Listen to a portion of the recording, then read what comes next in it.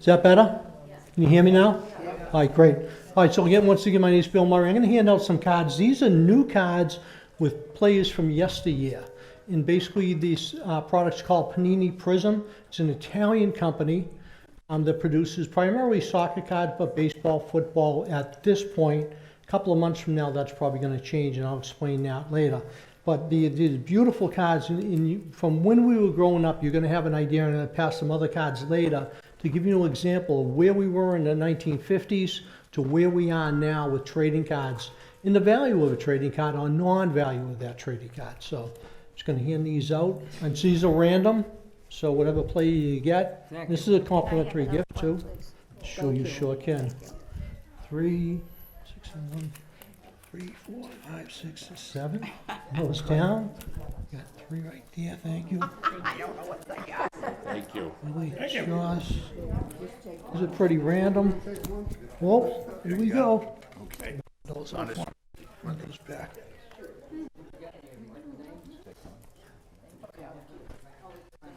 That's, yeah.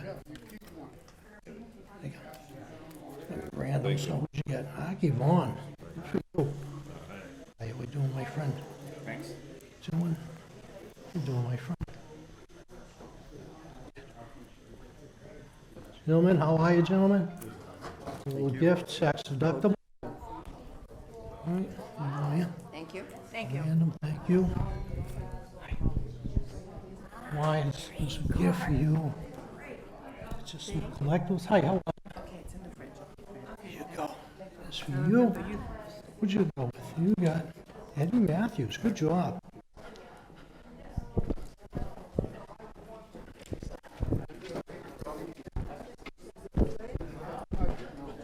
So basically, I'm going to give a, yeah.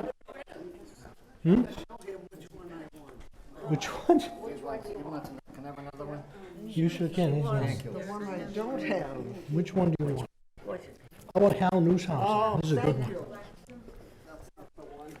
So what I'd like to do today is just give you a couple of notes of what I found in the hobby, tell you about the start of my hobby, and then I'm going to pass some stuff around, trying to give you some examples of what this wonderful hobby is and the economics of the hobby that's changed from when we were growing up, when you were growing up, to where it is now, my customer base, and kind of how I got my start.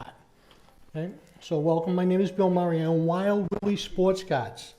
Here's my story. During COVID, there was a resurgence of an interest in trading card hobby, and I began my journey on my path that was to bring affordable packs and cards back to the community. My business model was simple: start selling at the local farmers market here in Walpole and build out. My problem was I didn't take business at BC. So what I did was I thought back to the conversation I had after I retired from the state. I used to work for the state, and I used to drive for Uber. And one of the individuals that I drove, he owned Wicked Pickles. And he told me his story. And his story was that he would sell pickles at the Boston Common. You know, and I heard the stories of people selling, say, CDs in the back of their car. And that's how they got their start. And now I picked them up in a beautiful home next door in Medfield. And it was like 4-car garage, absolutely beautiful.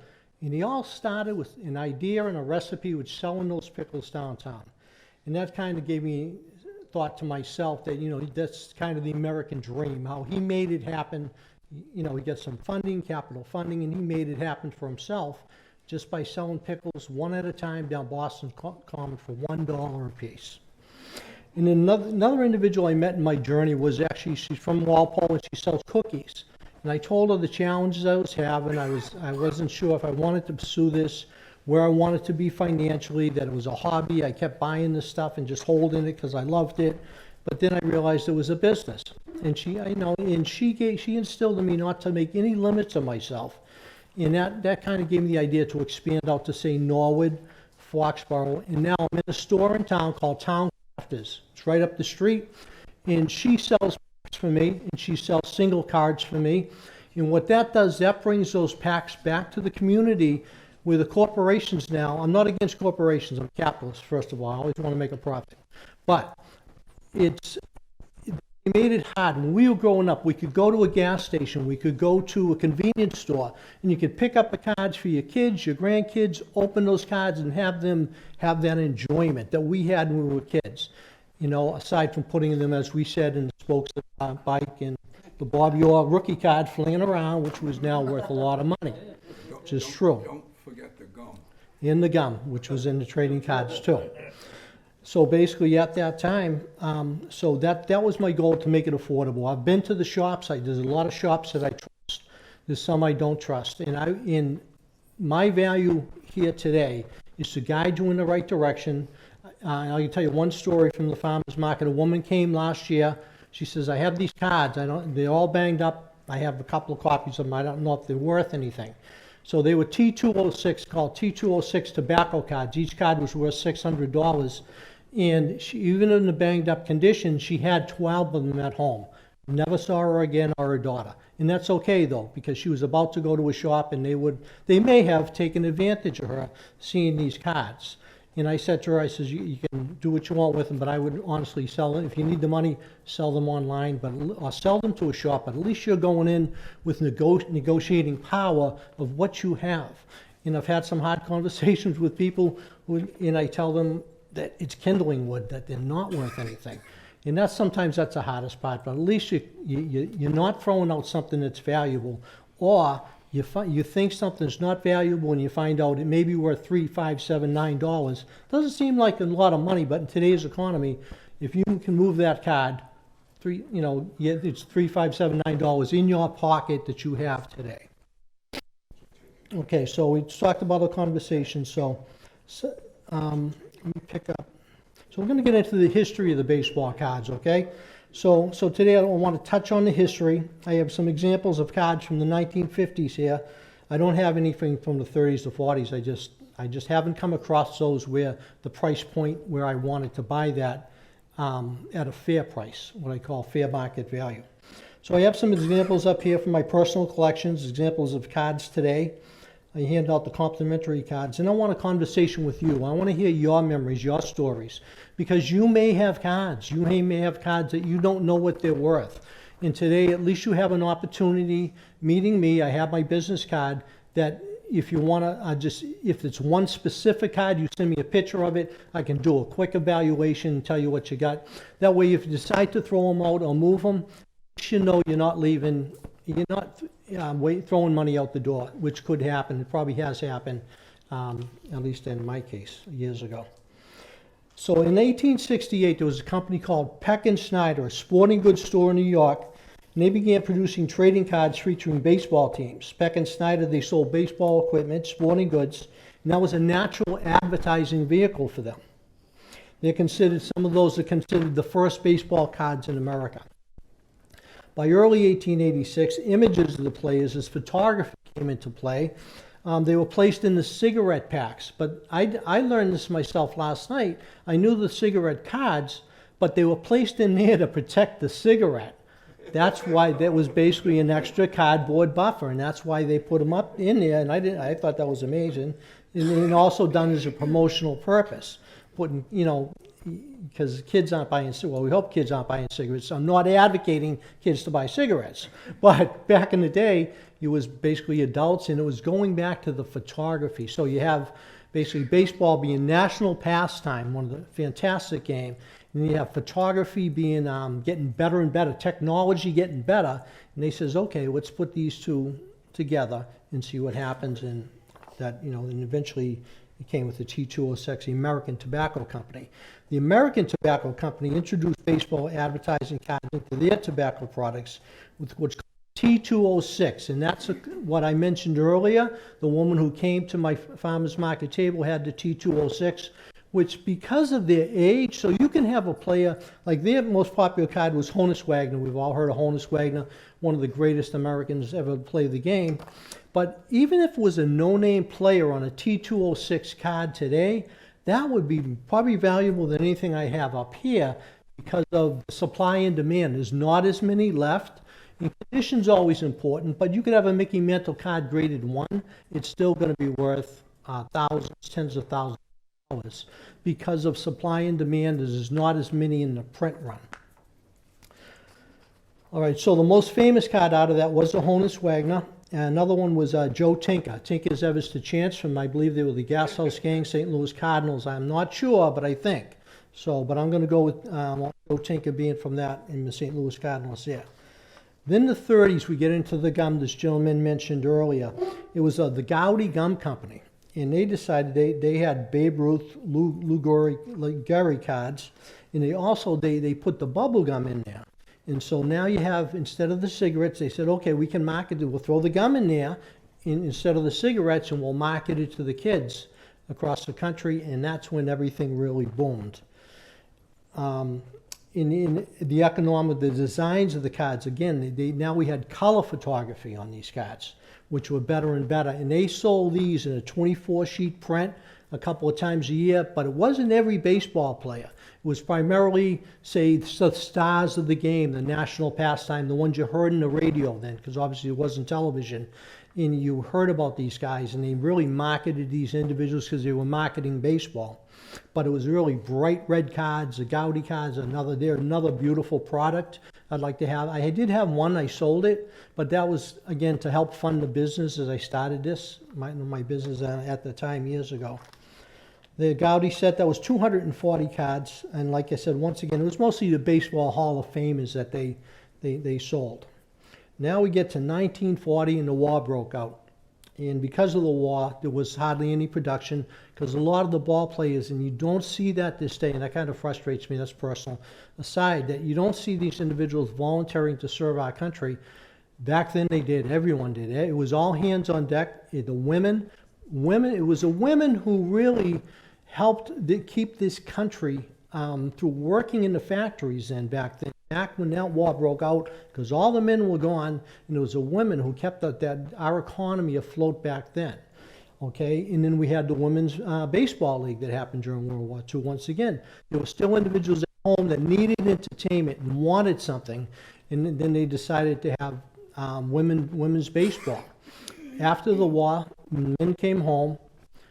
Society kind of settled into what it was in the 1940s. And baseball took off again. As we know, Ted Williams. You look at Ted Williams. I think he's the greatest ball player to live. Hank Aaron, Ted Williams. Just for the simple fact of what could have been for the years, the hitter that he was, the years that he's away, flying a jet fighter, in all the time he served in the military, and he's still a Hall of Fame. And that's amazing. That's truly amazing to me.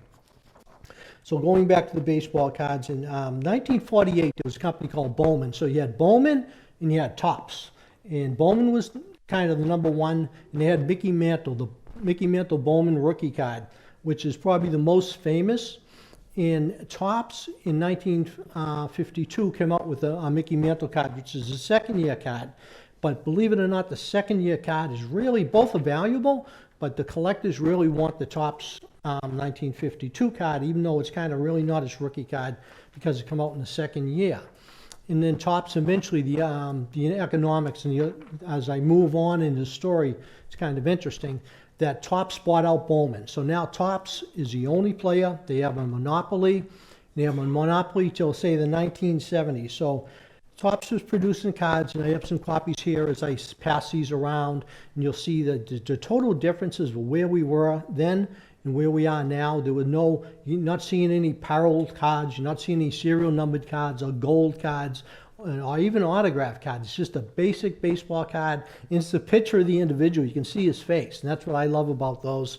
And that's why I have some. Yes, sir. Where was Topps and where was Bowman located? I don't have that while I'm researching. You tell me. Topps, I don't know. Okay. I can get that to you later. I'll give you my card. Topps is located in Drugate, Pennsylvania. Pennsylvania. There you go. Thank you very much. All right. So 1952, we get post-war. A lot of collectors, Mickey Mantle, and basically they competed for customers until Topps bought them out at that time. And then you fast forward to the 1970s. Topps, the wax pack was 10 to 15 cents. In 1970, you got 8 to 14 cards for a dime. I can't even pick a card up these days for a dime, to be honest with you. Okay, and then they had something called a cello pack. A cello pack had more cards in it. There was, say, 18 to 33 cards. They still have these today. In the cellophane pack, in the 1830 card, they're 25 cents. and then they had rack packs, which were more cards than 39 to 54 cards, and more, obviously a more price increase as they distributed more in the 1970s. And then in 1975, Flair, a company called Flair, they wanted to produce baseball cards. They said, you have a monopoly. They went to the court and they won. And so then that opened the floodgates. So you had just Topps, but now you have Flair. Now you have Don Russ. Now you have Panini. Now you have Upper Deck. Now you have 7 to 8 companies producing cards, rookie cards, valuable cards of players, but you don't know now. You don't know which one is it. Am I sticking with Topps or is it the Upper Deck card? The most popular Upper Deck Ken Griffey Jr. card is the Upper Deck. I have his Topps rookie card, but his Upper Deck card is worth more. And so then they come a mass production of cards. So everything kind of, the economy of the cards, there's plenty of cards out there, supply and demand, they just weren't worth as much anymore. In addition to the cardboard, they were basically cardboard cards, that was it. And the technology hadn't caught up with, is what I'll show you today, is some examples of what I'll show you today. All right, so then basically it was a Wild West until, say, the 90s. Things started settling down, and they saw that nobody was making money because they saw they were producing too much. So they basically started doing unique things with cards. Okay, we'll do serial numbered cards. We're going to have one card, and there's going to be 900 made, 999, that's it. So if this card is 999, or there's 50, or there's 10. I have an example here of this one here. This is one of my favorite cards. This is of today. This is a serial numbered card, autographed. This is Ron Cunha, and this is autographed, serial number to 75. So back in the 90s, they didn't have that. They just started that with the company. And the thing is, that makes this more valuable. He's, I think, one of the better players. I think I'm looking for guys who are going into the Hall of Fame. So that's his autograph. That's gold, and that's graded. We'll talk about that later. But that's an example of a serial numbered card. And then basically, Topps end up crushing the competition, put a lot of them out of business. And basically what we have today, what goes around comes around, is just recently happened. It's still in court, but Topps was ready to become an IPO. So they got everything in place. They got their money, they got their financing, they got everything ready to go. I was ready to buy their stock because I said, okay, this is great. They've been around a long time. Then at the last minute, unbeknownst to Topps, there was another guy, a gentleman who owns a company called Fanatics. Fanatics sells T-shirts like this. They sell T-shirts, they sell memorabilia, they sell bats. And Fanatics went in and they bought Topps. Never saw it coming. It's one of the most, I think it's going to be an interesting business story as it's told, because the gentleman, he's one of the, he used to, it was Michael Eisner who used to run Disney. He never saw it coming. This is one of the brilliant business minds in the country. Ran Disney, didn't see it coming. The next day, he's looking around, all his backing went, and Fanatics bought Topps. Now remember, Topps bought Bowman in the 1950s. So this simple business traction. I just think it's amazing. That's one of the stories going to be told. How do you not know that? How do you not know someone's interested in your company? You know, truly amazing. So now where it stands now is Fanatics owns Topps. And now Fanatics has become Topps. They're buying out the talent from other companies. They're buying the licensing for the players, everything, so they can put these cards into play. But the problem Fanatics has is a company called Panini. Panini's an Italian company I talked earlier. The start of Panini's been around since, say, 1930s.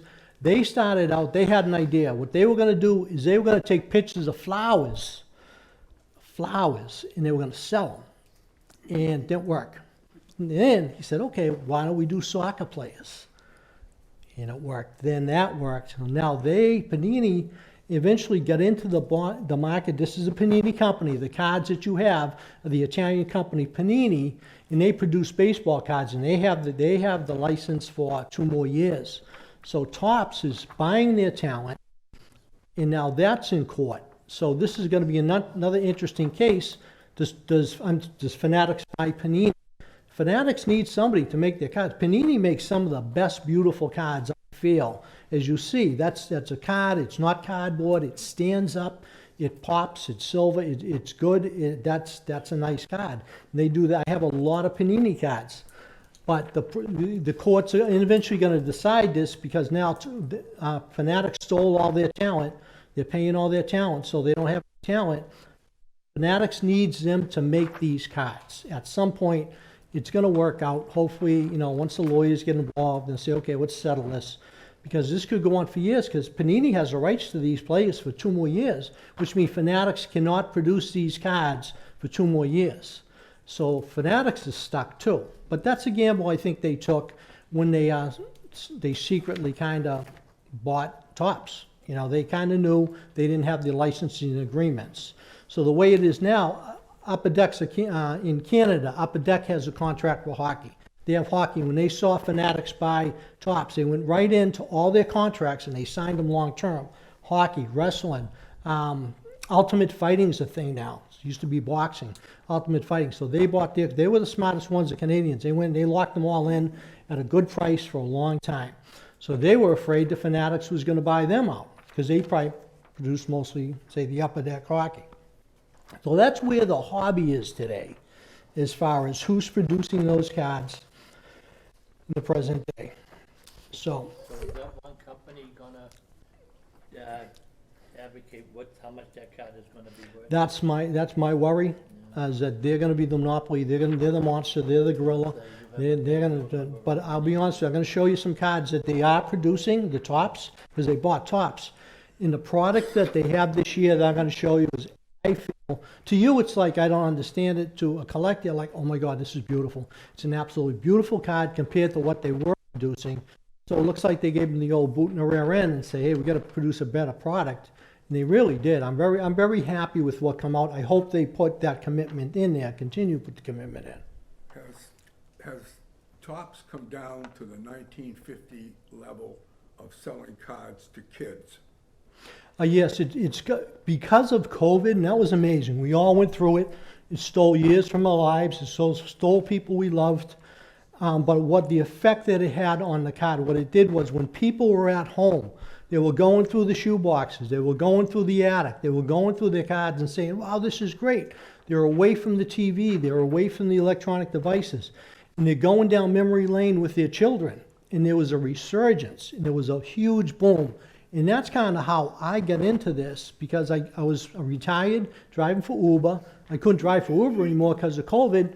I read online, you could make some money selling cards. I said, my wife said, I need a hobby. Kept on telling me every day I need a hobby, right? So I got the hobby, and then I fell in. So I'm at the point now that is a business for me, but it's also a hobby. So I get the best of both worlds. I get the knowledge. I get to collect some great cards. Or possibly, these are like little CDs. Some of these you'll see up here. You buy them low, sell high. I've had some failures too. But it's not my fault if a player touches a child, and there's nothing I can do about that. And the economy goes down, and that card goes down. Wanda Franco, thank you. Cost me $1,000. Has Topps come down to our kids' levels of selling cards, or are the kids not interested in buying cards? No, and I'm going to show you. In fact, thank you very much. Because now I'm going to pivot. I'm going to start passing around some examples. The gentleman asked, has Topps come down to the level of kids for selling cards, or are kids not interested? And so what I'm going to pass out now is I want to give you an example of one of those cards. If I can find it, right there. Just give me a second. I just want to find that specific card. It's a Topps card. Yeah. There it is.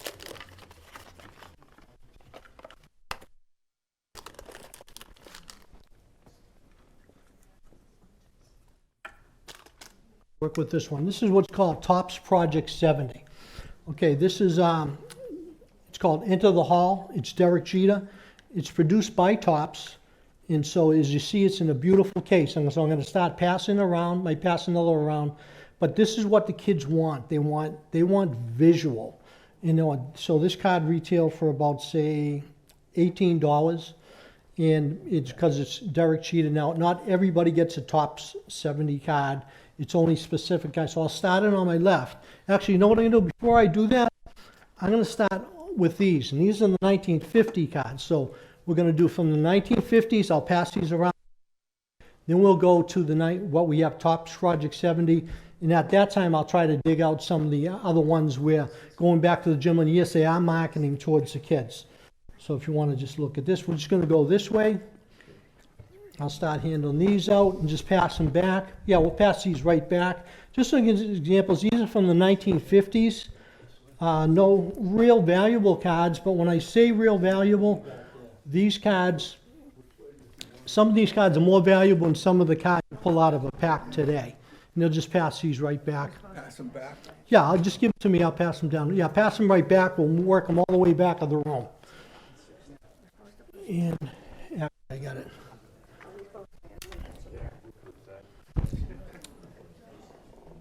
So the cards they make today, are they gonna So these, be 3D? yeah, exactly, I'm gonna show you these. So these are examples, these are 1950, these are, as you see the card, you got a bright picture of the player, you got his statistics, it's cardboard, so these are more difficult to protect. But these are basically some of the old-time players from the 1950s, and then I'm going to pass back some of these, yeah. Let me know if I'm asking too many questions. No, but I you're doing got- me a favor. What do you got? When Topps made cards, they either made a full face or a player at their position. Why did they? To sell more money, to make more money. If you got a rookie card, and it's called a short print, and I'll show you an example of a short print today. It's a short print, so there's less of those made. It's not serial numbered, but it's short printed. And so we're going to go over that. So I'll go over these first. So these I want to show you these, going back to the gentleman's question about whether or not Topps is marketing. Oh, they are. For example, this is my favorite. This is Willie Mays, Topps Project 70. Willie Mays is a werewolf sitting on the San Francisco Bay Bridge. I think this is amazing, and it's an amazing picture. In that attracts the attention. I'm a kid at heart, but this is a collectible. This is something like, that's cool. When you look at this card, you're like, oh, that's cool. And this other one I have, this is going back to the gentleman's question. This is Shohei Ohtani. Shohei Ohtani, if you know baseball, he's a new Babe Ruth, home run hitter, hurt this year, can't pitch. But he came from the Japanese leagues, and I can't get enough of his rookie cards. I get in Shohei Ohtani rookie cards I have up here. I get in early. If you get in early and you make the right decision, it's like a CD. It just goes up and up and up. It can go down. Thank you, Wanda Franco. But it can go down. But, there's no guarantees in anything. But I want to pass these around. This is Shohei Ohtani, and it's almost like it's anime. And so it's bright, it's like a cartoonish, but this is collectible because it's Shohei Ohtani. It's something different. These are great gifts for your kids, grandkids. I encourage these at the Walpole Farmers Market when my regulars, listen, my son's birthday's coming up, what do you got for me? And I'll say, I'm going to guide you towards this. Because I try to keep the price point I get from the parents is for $25 to $30 for a birthday gift now. That's kind of, if they're going to someone's house, they got to get a birthday. And I can get them just about anything for $25 to $30. I can get them a card for $1,000, but I'm not going to sell a $1,000 card down there. I'm going to do that within my small circle of. I get a guy in Walpole. He calls me. I run. I know he fell, grabbing the phone because I know he's good for $300 to $500 in sales. And I push the wife away. I'm like, you gotta get the phone. But because and that's so there's different levels of market that I'm in. I'm going to start this right here. Again, this is Shohei Ohtani, and I'm not trying to push a product today. And I'll be honest with you, I'm just trying to show you from what we have the 1950s to where we are now. And again, I was going to sell this, but I'm keeping this. I just love it. It's Willie Mays' a bridge in the moon. Everything about it says about San Francisco, and I think that's amazing. Let's take a peek at that. What the kids want today. That's that's some of what the kids want. Did Topps, when they took a photograph of the player, Yeah. did the player receive any royalty, any remuneration for allowing them to take They didn't get royalties, but they got licensing until came to Michael Jordan. He actually broke it for basketball, kind of broke that open. His mother negotiated with Nike to get royalties, and that's why he got that contract. Ted Williams just No, they just got, yeah. Yeah, football, baseball, hockey, same thing. I'm primarily talking about baseball today, but everything I say about baseball, you could say with say the hockey. And I want to give him a hockey story. Connor Bedard. Show of hands. Anybody know who Connor Bedard is? Connor Bedard, 1, 2. There you go. Okay, Connor Bedard. Wayne Gretzky. Show of hands, Wayne Gretzky. Bobby Orr. Gordie Howe. Okay. I know, but it's not a billing. Connor Bedard equals Wayne Gretzky equals Bobby Howe equals Gordie Howe. I opened a pack of cards. $800. I have his card. It's called a Young Gun. A Young Gun is a rookie hockey card. So I have that card, and you should have seen the dance I was doing, because the box I bought to get that card, I had to buy the whole box. The box was $500. Seems like a lot of money, but I made my money back on the one card. In fact, it's on its way to my house now. I sent that to get graded. It came back condition 9, which is mint condition. There's a 9 and there's a 10. Wish I got a 10, but I'm not worried, because Connor Bedard 9 years from now, it's like a little CD. I also have the card not graded, and I do have, it's a Connor Bedard Gold Glossy, graded perfect condition 10. So going back to the values of the cards, we get into the grading. And so as we're sending these cards back and around, what else can I show you? I'm going to give a little spiel on, I want to talk about short prints. We talked about short prints, and they have these in all. So this is Aaron Judge. This is a short printage card. This is about going back to appealing to the, say, the kids, the minors, the adults, something different. So What is a short print? a short print just means that it's not serial numbered, so it's not to 500. The company Topps does not tell you how many of these are going to print, but they're not going to print as many because they don't show up as much in pack. So this is Aaron Judge from the holiday, and Aaron Judge has a Santa cap on, Santa Claus cap on. So that makes you laugh at that, but this is more valuable. And then there's a base card with him without the Santa cap. So that's what makes this valuable. That's what makes individuals pursue these cards. And I'm going to send this around. This is called a short print. Yes. So what are the kids today are not seeing the value in the cards from the 50s the way they were? They see I'm these- trying to guide them.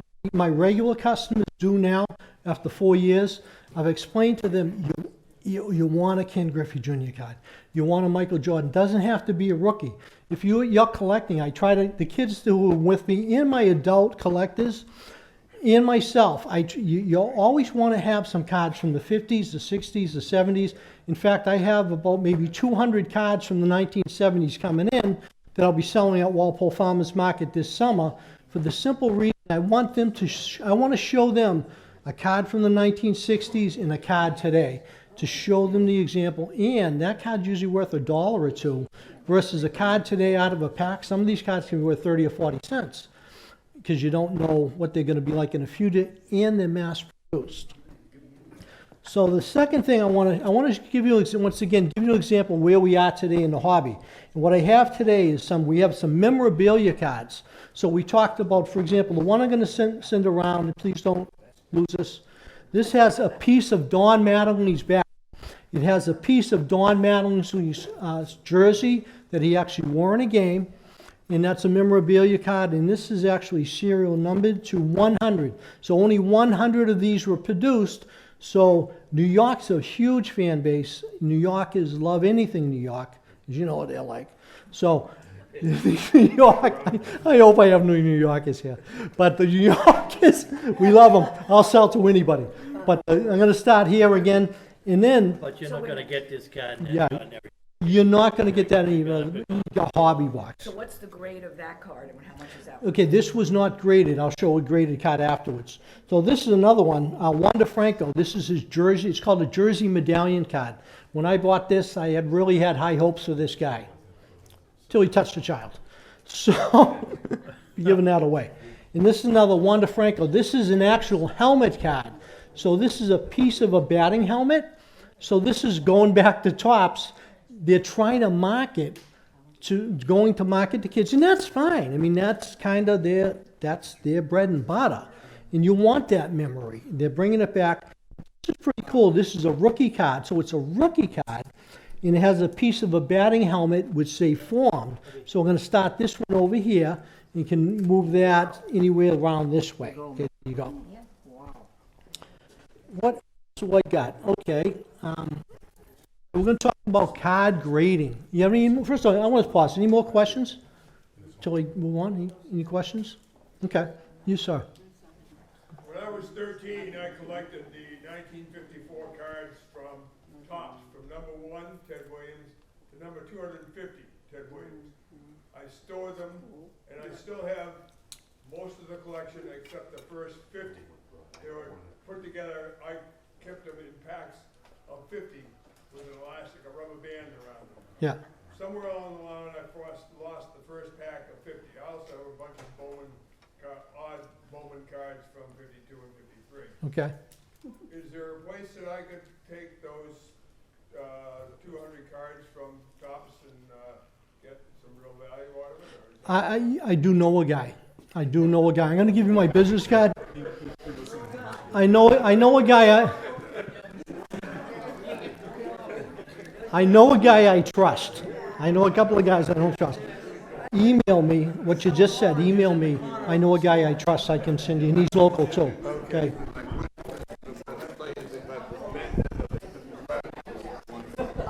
Yep. My husband goes to baseball card shows, and the guys walk around with shirts that say, I would have had $1 million if my mother hadn't thrown away my baseball cards. And it's true, but that's why I deal with a lot of parents, like, say, through the farmers markets. I've gotten a nice space where I deal with the parents. There's a level of trust there where I just try to guide them, and I try to guide them in the right direction. And before I move on to this, I want to talk about protecting cards, and that's a nice segue there. So what I have here, as the gentleman said, and I think we've all been there, if we still had our cards, conditions important. So I'm going to pass these around. I'm just going to give you a quick idea of where the hobby is today, what we didn't have before. This is what's called a penny sleeve, and this is kind of the basic protection. Not every card should be in a penny sleeve for the most part. And then you have what's called a top loader. These are a little bit more expensive, and I do a lot of selling in these, in the penny sleeve and this, to protect my cards upon shipping. This is called a top loader. And then new to the market in the past couple of years, this is called a magnetic one-touch holder. And these are reserved for cards a little more bad. I'm just going to pull one out of my hat here. Okay, I put this card here. This is just a base card. I put it in a magnetic one-touch holder because this is the New York Yankees, thank you, rookie card, Anthony Volpe. And I truly believe in all the statistics say that this gentleman will probably become Derek Jeter. He's that good. He's having a good start. You never know. As long as what they say, doesn't touch child. So this card, that's why I'm protecting that card. What this does, it protects the corners. So you don't have to get this, we'll talk about grading after this. You don't have to get the card graded now if you want, because it's the base card. But for example, let's go back to 2011. We open a pack of cards, we get Mike Trout. We're like, well, who's Mike Trout? And someone says, I think he may be pretty good someday. All right, let's put him in here, okay? Or take Mike Trout, find him. Let's take Mike Trout and we'll put him in here. This is graded. So this is 2011, Mike Trout. This is a Mike Trout 2011 Bowman's Brightest. This is a certified autograph. This is probably the gem in my collection, and it's not coming out here. I'm sorry. I trust you, but I just can't bring it out here. But this is an example. I really debated bringing this out of the house today, the safe, because it's got to get back to the safe deposit box. But let's go back to 2011. I looked up online. The Mike Trout rookie card, just like this, okay, that's just 2011, is worth $383. Okay, that's raw. So this is an Anthony Volpe. Let's say he has half the career Mike Trout has. And you want to protect the corners. So say 10 years from now, okay, if I grade this, send it to a grading company, and let's say it comes back a 9, or I did a really good job protecting, comes back a 10, then you're cashing in that CD, or your grandchild is, or your son or daughter is. You know, so that's kind of the economic value. For me, it's a little about, I used to hate the Yankees. I grew up in Jamaica Plain. We used to walk to the park. I hated the Yankees. We all hated the Yankees. We taunted the Yankee fans. I love Yankee fans now. You know why? Because they love cards. They love to buy off me. Because they love, and it's right. They had a great institution. I have more respect now for the Yankee organization than I had when I was ignorant and a kid. But that's kind of the one-touch protector. And I'm going to pass these around, kind of just give you an idea or feel of what these are in basically protecting cards. I do have the other Jim, Mookie Betts. You've heard of him, right? Mookie Betts. This is my. I just picked this up at auction. This is my Mookie Betts rookie card. I'm going to pass this around because I just think it's a wonderful. Going back to the pictures of the cards and the gentleman, we're going to start it right over here this time. So this is my Mookie Betts. This is a graded card. So there are 3 companies I recommend: PSA, Beckett, and SGC. Those are the 3 top companies. And I explain to kids, they like, I want to get my card graded. And I get a discount when I send them in because I do it in volume. But I learned through this process, you don't have every card graded. Now this come back 9.5, which is Jim Mint. This company was bought by another company now in the hobby. So a 10, this is a 10 in PSA. So if I'm selling this, they say, well, it's not a 10. Now all the people smarter than me had a meeting. They said, listen, it's a Jim Mint card. So we're going to assign that value a 10. So I can send this into the company. They can put 10 on it. Or people, if I'm selling it, I can explain to them, listen, this is Jim Mint. This is a 10 card. What I love about this card is Topps Update Series. And he was a great player. He just didn't want to be here anymore. There's nothing you can do about that. But I want to give you an example of what I love. It's kind of like the card you had earlier, which I'm going to come back and pick up and count. So, and that's Mookie Betts. I think why I love him, and I'm trying to pick more of him up, is because he's tracking Hall of Fame. And you look at his numbers, he's had a great start. But if you look at his numbers, he's tracking Hall of Fame. And Hall of Fame is that you want to have a Hall of Fame, you want to have a rookie card. Or if you have a Hall of Fame, you're not even a rookie card, you can basically have with them. Was there ever like a Tom Brady rookie card? That must be worth a lot. Believe it or not, no. I have one at home. Would you like to buy it, my friend? No. The other thing going back to his card is, you'd be surprised, there's different Tom Brady rookie cards that are of value or aren't of value. And I want to pass 3 cards around. These are three guys. Again, I'm later in life, so I'm tracking Hall of Fame. I'm trying to tell my customers, if you're going to buy a card for your grandkid or your child, this is a player you want. This is what I suggest. And the one I have here is Ronald Acuna Jr. of the Braves. Again, he's tracking Hall of Fame. Shohei Ohtani, rookie card, tracking Hall of Fame. And we just don't know about this guy. It's Jackson Holiday. But I want you to look at the card. This is Marvels, and this is actually a Panini card.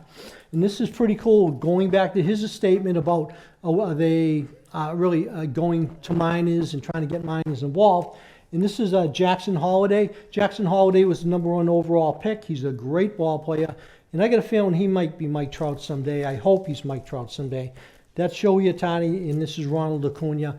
And that's just 3 of the baseball. I know I talk a lot about baseball, but I can feel right off the top of my head, you're going Connor Bedard in hockey. Connor McDavid, still affordable. Connor McDavid, 69 goals. I don't know if he got a 70 last night, but he's another great one. Now, I had a Connor McDavid, but I sold that to help fund the business to get me started. What else I got in my magic box here? The other guy I'm very excited about, Bobby Witt Jr. Now, this is Bobby Witt Jr. It's Jim Mint 10, and neither another one he's tracking Hall of Fame. I wait for a few years, see how they're doing, and they go in, or I take a wild guess. But this is what's called a rainbow foil. So as a Mookie Betts card, that's his base card. So Bobby Witt is a base card. This is rainbow foil, and this is going back to the marketing. When we were growing up, these are totally different. But this is a Jim Mint 10 rainbow foil. I think he's one of the best hitters in the league. And he plays for the Kansas City Royals, and I honestly believe I think personally for me, I think he's a good investment. But that's the other one that's kind of the gem in my collection. Along with, and I can't put this out to the community, but I can show you, this is probably my most, aside from this, my most valuable card. It's Shohei Ohtani, Bowman's Best, graded 10. But see the blue right around here? Okay, I got that. This is new to the hobby, because now they want to protect the protective cases, so you can buy these for a small amount. So my really valuable cards, I try to have in these in case I drop it, which I have before. And if that chips, you got to send it to the company. It's a cost for you. So that's pretty cool as far as another protection device of what we didn't have when we were kids. Okay, so we went over that, Barry Bonds. Okay, I'm tapped out over here. All right, what else I have? I'm going to pass this around too. These are 4 other cards that I have that I'm very, like I said, one of my favorite cards, Ricky Henderson, one of my favorite players, Hall of Famer. Ricky Henderson's rookie card is one of the most sought after cards in the hobby. And I have that graded, I can't even see anymore. Okay, new Mint 7, so it's near Mint 7. And that's okay, at least it's protected. That's gonna probably die with me. Then I got a Derek Jeter, thank you, Yankees. No, I'm a New Yorker, but I'm a Red Sox. Oh, good. So we have Derek Jeter, and I got a Vlad Guerrero autograph card, rookie card, and then I got a Shohei Ohtani rookie card, another one, gem mint condition, and this is what's called this is a high tech. So it's like just a different version of his base card. So you can carry that, bring those around, we'll work that over there. I collect primarily vintage stuff from the Okay. 50s, 60s, and 70s. I know a guy. Huh? I know a guy. And I found out through my fellow collectors and other dealers through the years, in collecting cards from this area, and especially with the way the value has gone up in these cards, just how important condition is and what the keys are to look for in cards to Yeah. determine how to do some of your own self-grading Yeah. and to learn how important condition is, especially on the vintage stuff. Going back, the gentleman said that he has a lot of cards from the 1950s, and conditioning is very important in the hobby, which it is. And I didn't bring it with me today, I ran out the door, but it's a magnifying glass. So there's different types, you can get them on Amazon, but if you're into the hobby and collecting, and I use them before I send them in. The other thing, believe it or not, is just you clean your eyeglasses, that little cloth. If you send it, dust it off with that, and it gets all the little dust particles on there. Going back to the card from the 1950s, a lot of times it's granted they are in banged up condition. So what I'm looking for, when people come to me at the table, and I'll say, and I have time, and I'm looking at a card, I'll say, that's in great condition. A lot of things they look for is centering, believe it or not. In a graded card, they look for centering. So they have these specific rules. They're looking for, again, they're looking for sharp corners, and they're looking for centering. That's the other, I have a few of these, but this is kind of, I'm going to pass this around. This is pretty well centered. If you look at that, and look at the edges, that's pretty well centered. You can pass that around. Say you had a kind of was misprinted and offset, would it be what money? There's something called an error. If it's misprinted, maybe not, but there's something called error cards. Error cards is, for example, one of the most famous error cards is Billy Ripken. So Billy Ripken was getting ready to take his shoot for his card. He's like this. What his teammates did, they wrote a vulgarity on the bottom of the bat. He didn't know it. So they took the picture, they produced the card with the vulgarity. And so it's a Billy Ripken error card. So that's an error. Once they saw that, they were already out in the community, and they brought him back. They brought him one without the swear word. And then that's produced. So you have two. So it's not really a misprint, it's an error card. There are misprints where it's kind of way off center, and that's just the more production. And they said that with this Connor Bedard card, it's going to be tough to get a 10 because of production. What else do I have here? Basically, okay. And the other guy I have here is I want to pass around. This is an example of, this is from the top set. This is Ellie De La Cruz. Show of hands, who has heard of Ellie De La Cruz? You have heard, good for you. So Ellie De La Cruz hopefully will be the next Mike Trout. So once again, this is one of his rookie cards, but this is actually about this is what Topps is producing under new leadership, under Fanatics, and you get to see kind of the colors pop versus Anthony Volpe's. Thank you very much. You're honest. I like you. So, what else do I have here? I'm going to pass some of these around.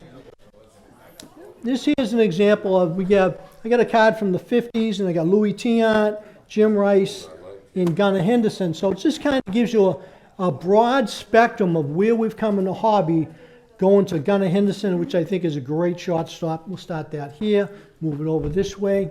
Any questions why I ramble here? I have one quick question. What year was this card? That was, that's this year's card. I noticed on the back it has a stamp. A lot of cards, they don't have the stamp. Okay, because that's from the minor leagues, Chattanooga. But I see a lot of cards, they don't put it on They don't, it all depends on the band. What year is this? 1950, 50-something, I'm not sure the exact year, but that's in the 1950s. Any questions? Oh, I like you. Question, Good. So, Who authenticates all the cards?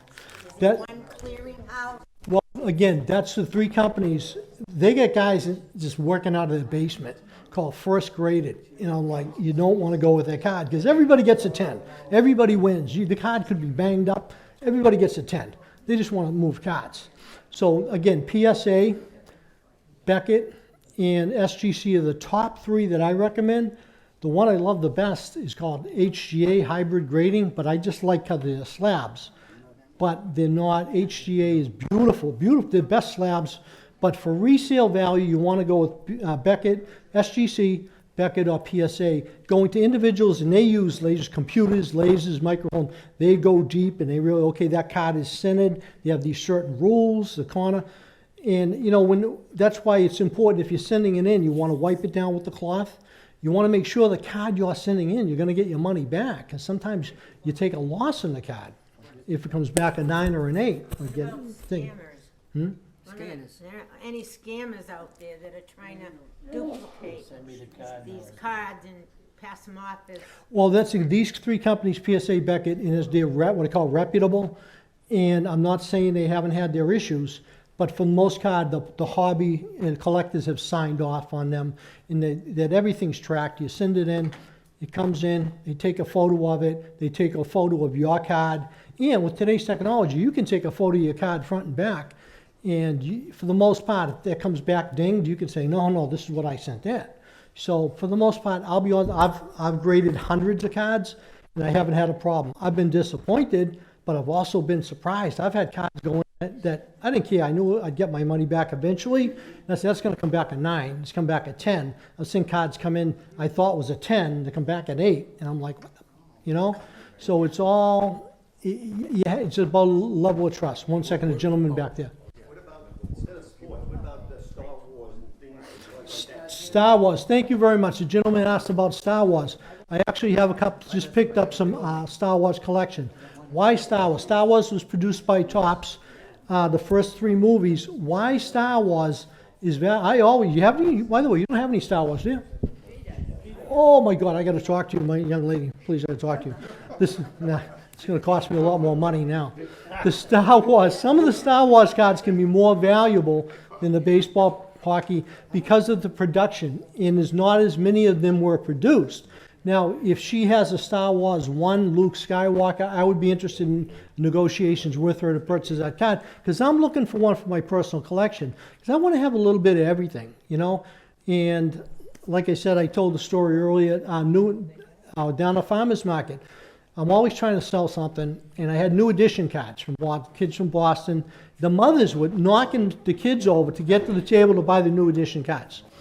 Now, believe it or not, I looked online, I had a sale of $6.60, and I was excited. So you're thinking, all right, who was it? Baseball player was. It was Taylor Swift. So believe it or not, I picked up some Taylor Swift cards for $6, 62 of them. 62 cards. I have them in Town Crafters for sale, by the way. But I already made my money back. So it's novelty cards, Star Wars. Not all of them, but, you know, say a movie or a show. Andy Griffith, I have Andy Griffith cards. You know, you're not going to make $1 million, but if you make 25, 30 cents, and believe it or not, I sold 2 more Taylor Swifts, and I put about 30 in the store. So, and I was nervous, like, these aren't going to sell, these aren't going to sell. She goes, don't worry about it, trust me, I will sell the Taylor Is it Swift mostly cards. women that are buying the Taylor Swift, or? I don't discriminate, I'll sell to anybody. I don't care who's buying it.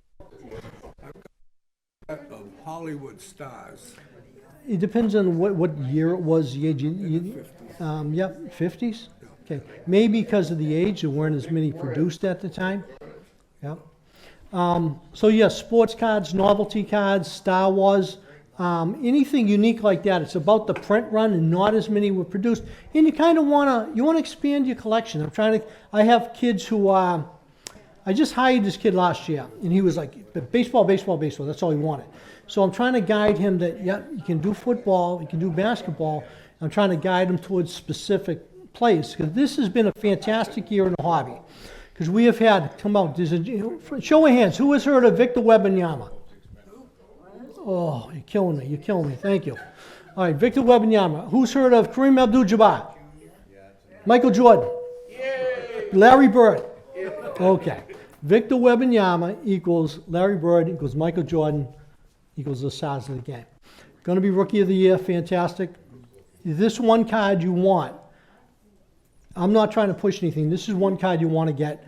I started buying them. It's called Rated Rookie. That's kind of any rookie of his you want. I try to offer price points for everybody at the farmer's market. Going back to this kid, now he understands the value. These are little commodities. Everyone here, I hope everyone here has a mutual fund. If you have a mutual fund here, you have about 30 stocks in there, correct? So the gentleman back there, he might be the sharpest one in the room asking a question about the Star Wars. Because you want a Star Wars, you want a baseball, you want a football, you want a hockey, you want a novelty card. Not all are going to work out. I've had cards that didn't work out. But that Taylor Swift card that I sold for $660, that bailed me out of my losses. The cards that didn't do as well are broke even. Who is that Victor? I mean, I'm embarrassed. No, not to be worried about. Victor Wembanyama. He's from France, 7'6". He's going to win Rookie of the Year. He's different. He's different not just because of his height and his wingspan. He's different because he can shoot 3 points from the 3-point line. He can dribble between his legs. He can block. You go on YouTube when you go home, look up Victor Wembanyama highlights, and you'll understand. So my goal now, I was in early on him, so I bought a lot of his cards to have for my customers at a good price. So I bought some at 30, but I got it now down to say 13, 14, so I can sell that to them for 15 or 16, make a small profit, and to make sure they have a good Victor Wembanyama card. The other one this year, we talked about Connor Bedard. The other one I want to talk about is a woman named Caitlin Clark. Show of hands. Who's heard of Caitlin Clark? Okay. Caitlin Clark, probably she's a Larry Bird as far as I'm concerned, a female basketball. The problem is with Caitlin Clark, I can't afford her cards to resell them, even to break even. They're so expensive. And I am. I have one coming. And I'm going to my military reunion next month, and I have a buddy from Iowa, and he wants a Caitlin Clark card, but I have one. And I'm debating, do I give it to him as a gift or do the right thing and save it? How much is one card? Well, it depends on the card. See, $9.99. That's a lot. You want to get a Caitlin Clark, you want to get those for 3 or 4, sell them for 5. Not just sell them, hold on to it. But I personally, I would wait on Caitlin Clark, eventually get one, or if you want, just because I think it's just a fantastic year having Victor Wembanyama, Connor Bedard, and Caitlin Clark at the same time come out. You have those 3 cards, you're good. And I'd buy more of those. Yes? How much does a Caitlin Clark card cost now? Well, right now, I think I paid $9.99, which is a lot of money. It's not really even a rookie card. And it's just that I feel the market I'd wait, and I'd just wait till the market comes down a bit. If you can get a Caitlin Clark under 10, that's a good day. That's what I would say. That's the barometer I would use. If you can get Caitlin Clark under 10, that's a good day. If you get Victor Wembanyama under 15, rated rookie under 15, that's a great day. How about like Paige Beckball for the race? No, that's fine. She's the other star. That's the other thing. The best ones to buy are the woman he just mentioned, because no one's focused on them. They're all focused on this. So there's another guy in basketball. If you can't get the Victor Wembanyama, buy Brandon Miller. Brandon Miller was drafted 2nd. His rated rookie card, I'm picking up for 80 cents to $1. And to give, just for perspective, who's heard of Luka Doncic? All right, Luka Doncic is probably one of the best basketball players. Luka Doncic rated rookie card is $50. So it seems like a lot of money buying this card at, say, $15 for Victor Wembanyama. But it's what it is. It's a mutual fund. It's part of your portfolio. that $17 is probably gonna be, hopefully, worth 50, 60, or 70 as years go on. You get it in good condition, you get it graded maybe later on, I'd wait on that, and it goes up. Or you just collect, you pass that on to your grandkids, your kids, or just for your personal collection. It's a good day. Richie Hebner. Have you heard of Richie Hebner? Okay. Richie, I can't keep enough of his in stock. I mean, I remember as a kid growing up how good he was. And then I did research on how good he was, and I was like, wow, he's a hell of a player. So my buddy across at Pennington Crossing where I live actually played against him in baseball, and I actually had to buy a couple of cards off him to have. I try to have some at the farmer's market. I have a couple online, but he was a very good ball player. Very good.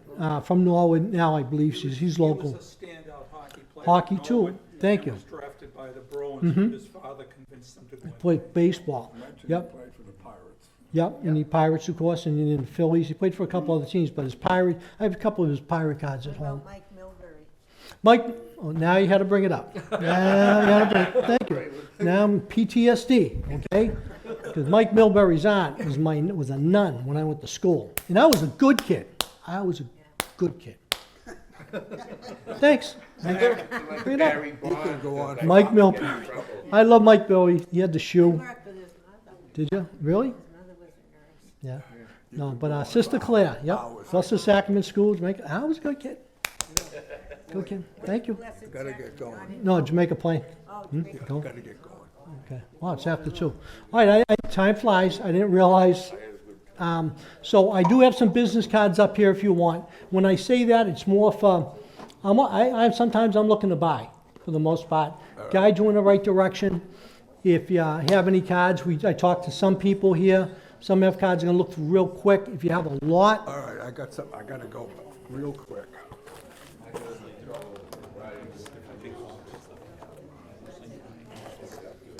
oh, beautiful. Where'd you get these? They're mine, from the 50s. And you brought these out in public.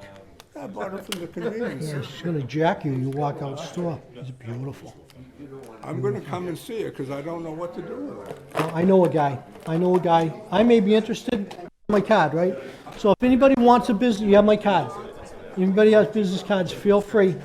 Because a lot of times this is how I network, and like I said, I can guide you in the right direction to guys I trust, shops I trust, who have more money than me. All right, that's